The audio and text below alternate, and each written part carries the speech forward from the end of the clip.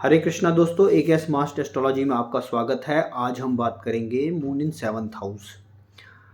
देखिए दोस्तों, पहले सेवन्थ हाउस क्या है थोड़ा शॉर्ट में जान लेते हैं। सेवन्थ हाउस जो है हमारे अपोजिट एनर्जी का है, हमारे पार्टनर्स का है, हमारे बिजनेस पार्टनर्स का है।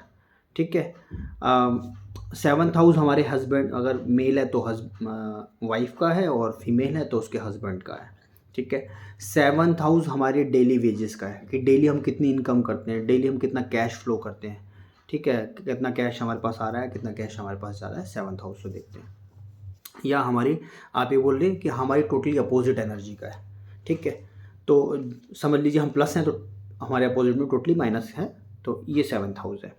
सेवन्थ हाउस की खासियत है दोस्तों, हाईएस्ट पीस का है। मतलब आपको सबसे ज़्यादा मानसिक सुख कहाँ मिलेगा, सेवन्थ हाउस से देखते हैं। क्यों दोस्तों? क्योंकि फोर्थ हाउस से फोर्थ है, वो उसका पीक लेवल है। ठीक है। और आप ये देखिए कि जो सेवन्थ हाउस की कितनी इंपॉर्टेंट चीज़ क्या है कि 10th से 10th भी है वो, आपके कर्मा का पीक लेवल है। वो किस लेवल तक का आपका कर्मा है, वो सेवन्थ हाउस से देखते हैं। और भी बहुत सी चीज़ों का दोस्तों, पर यहाँ पे अब जब मून आ जाते हैं तो वो कैसा बिहेव करते हैं, इस पर हम थोड़ा सा बात करते हैं। देखिए, पहले मैं आपको ये बताता हूँ, सेवन्थ काल पुरुष की कुंडली में सेवन्थ हाउस में कौन सी राशि आती है? तुला राशि आती है दोस्तों। उसके अधिपति कौन है? शुक्र हैं। और सेवन्थ हाउस के कारक ग्रह भी दोस्तों शुक्र हैं। तो इसका मतलब हमें ये तो पता लग गया कि शुक्र जो है सेवन्थ हाउस के लिए सबसे इम्पॉर्टेंट प्लैनेट है। चाहे कोई सा भी लगन है, चाहे कोई सी भी राशि है, बट बिना शुक्र के सेवन्थ हाउस नहीं डिसाइड होगा। ठीक है। हाँ, जो सेवन्थ हाउस में राशि आ रही है उसका लॉर्ड कैसा है, वो अब शुक्र से मैत्री रखता है कि वो शुक्र से मैत्री नहीं रखता है, उसका खुद का स्टेटस कैसा है, वो खुद कहाँ बैठा है, इसका भी बहुत इंपॉर्टेंस हो जाता है। अब हम बात कर रहे हैं चंद्रमा की। चंद्रमा जब सेवन्थ हाउस में आ गया, देखिए दोस्तों, चंद्रमा को मैंने आपसे हमेशा, चंद्रमा कलाएं हैं, चंद्रमा कला है। चंद्रमा भी कहीं ना कहीं जैसे शुक्र रोमांस का कारक है ना, तो चंद्रमा भी है उन सब चीज़ों के अंदर इन्वॉल्व। बिना चंद्रमा के भी, आप जैसे शुक्र आपको बहुत अच्छा आदमी होगा कहीं और देखा, पर चंद्रमा ठीक नहीं है तो वो रोमांटिक नहीं मिलेगा आपको, या आपको वो बहुत क्रिएटिव नहीं मिलेगा। चंद्रमा का भी क्रिएशन में बहुत बड़ा रोल है, क्योंकि माइंड है, वो कलाएं हैं, चेंज होता है, बट उसके अंदर क्या स्टेबिलिटी नहीं है, चेंज होता रहता है, ट्रांसफॉर्मेशन होती रहती है उसके अंदर। और जब चंद्रमा, सन और मून है ना, ये कौन है? राजा और रानी है कुंडली के अंदर। और शुक्र कौन है? दैत्य गुरु हैं। तो चंद्रमा और सूर्य ये सबसे ज़्यादा अपोज करते हैं किसको? वीनस को, है ना। शुक्र को सबसे ज़्यादा अपोज करते हैं। अब जब भी चंद्रमा शुक्र के घर में आएगा या शुक्र के भाव में आ रहा है, तो चंद्रमा शुक्र की जो क्वालिटीज़ है ना, जो शुक्र के गुण हैं, उनको ख़त्म करना शुरू करता है। वो उनके ऊपर इम्पैक्ट डालता है वो बहुत ज़्यादा। अब यहाँ पे इंपॉर्टेंट क्या है कि डिग्री वाइज, नक्षत्र वाइज, साइन वाइज कौन ज़्यादा स्ट्रांग है। अगर वीनस स्ट्रांग है तो नहीं इतना इम्पैक्ट पड़ेगा, अगर वीनस वीक है तो इम्पैक्ट पड़ेगा। अब कैसा इम्पैक्ट पड़ेगा? वीनस क्या होल्ड कर रहा है स्पेशली हमारी बॉडी के अंदर? वीनस हमारी बॉडी के अंदर हमारे गाइनो पार्ट्स को इन्वॉल्व करता है, हमारे गुप्तांगों को। वीनस हम सब जानते हैं कि सेक्सुअली प्लेजर वीनस है। ठीक है। वीनस क्रिएशन है, बीज है, जनरेशन नेक्स्ट होनी है। ठीक है, शादी होनी है। अगर हम मतलब किसी को बेबी नहीं हो रहा है, किसी की शादी नहीं हो रही है, शुक्र का इम्पॉर्टेंट रोल है बहुत ज़्यादा। सेवंथ लॉर्ड शुक्र द कारक है ना।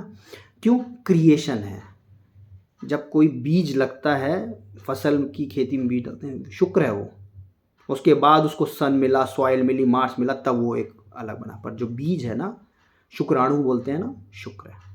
तो दोस्तों अब यहाँ पे अब थोड़ा सा मैंने इसको आपको बड़ी पिक्चर दिखा दी। अब मैं उसको ऐसे समझाना चाहता हूँ, जैसे ही यहाँ पे एंट्री होती है आपकी चंद्रमा की, चंद्रमा आ गया, शुक्र है। शुक्र कौन है? हमारी वाइफ भी है दोस्तों।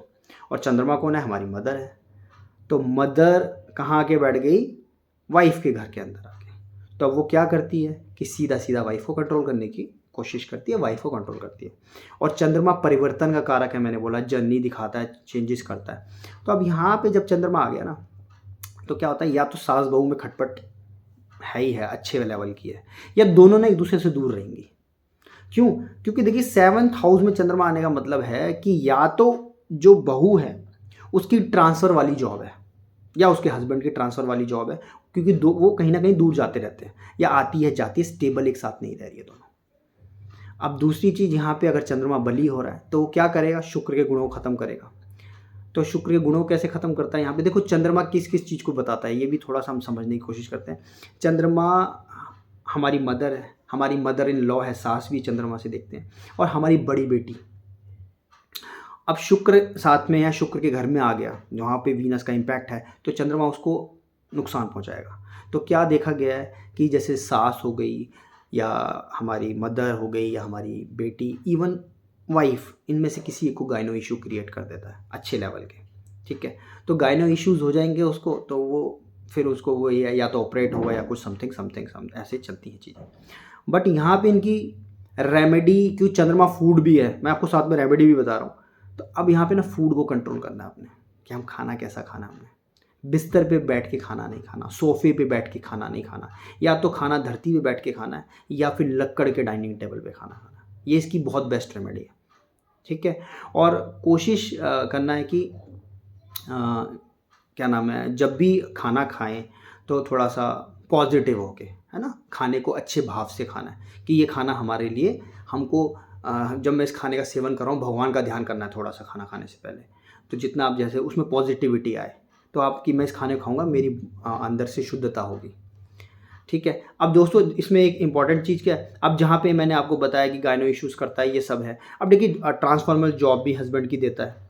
ठीक है, अब यहाँ पे क्या है कि अगर किसी का चंद्रमा यहाँ पे है तो 10 से 10th भी है ये, है ना, 10th हाउस से 10th है यहाँ चंद्रमा है, और कहाँ लिब्रा साइन में। तो बिजनेसमैन अच्छा होता है इस आदमी, या ऐसी जगह पे जॉब कर रहा होता है जैसे वाइन शॉप हो गई। अब यहाँ पे इंपॉर्टेंट वाइन शॉप मैंने क्यों बोला, क्योंकि 7th हाउस में तुला राशि आती है, वहाँ स्वाति नक्षत्र है, द स्वाति नक्षत्र है ना, द नक्षत्र ऑफ राहु, है ना। राहु वाइन से जोड़ देता है कई जगहों पे, दारू मतलब व्यापार। चंद्रमा आ जाए तो ऐसा आदमी वाइन शॉप में काम कर सकता है, उसकी खुद की वाइन शॉप हो सकती है, वाइन बिजनेस कर सकता है। या तुला राशि के इम्पैक्ट में हो सकता है वो किसी फ्रूट जूस को चलाता हो, या फ्रूट्स की शॉप में काम करता हो, या फ्रूट से कंसर्न उसका कुछ हो जहाँ पे लिक्विड जूस का काम होता है ना। क्लोथ्स का हो सकता है, क्लोथ्स का व्यापार करता हो, या कहीं दूध का व्यापार जहाँ व्यापार हो रहा है, दूध से मिठाइयों का व्यापार करता हो, क्योंकि वो किससे बन रही है, मिल्क प्रोडक्ट से बन रही है बेसिकली। तो ये सब चीज़ें भी थोड़ा सा देखी गई है दोस्तों। बाकी देखिए सबसे इम्पॉर्टेंट चीज़ पूरी यहाँ पे कुंडली में क्या है, अगर शुक्र अच्छा बैठा है, चंद्रमा से पावरफुल है यहाँ पे, तो वो अपने घर को संभाल लेगा। तो फिर ये जो नेगेटिव इम्पैक्ट्स मैंने बताए ये नहीं होंगे।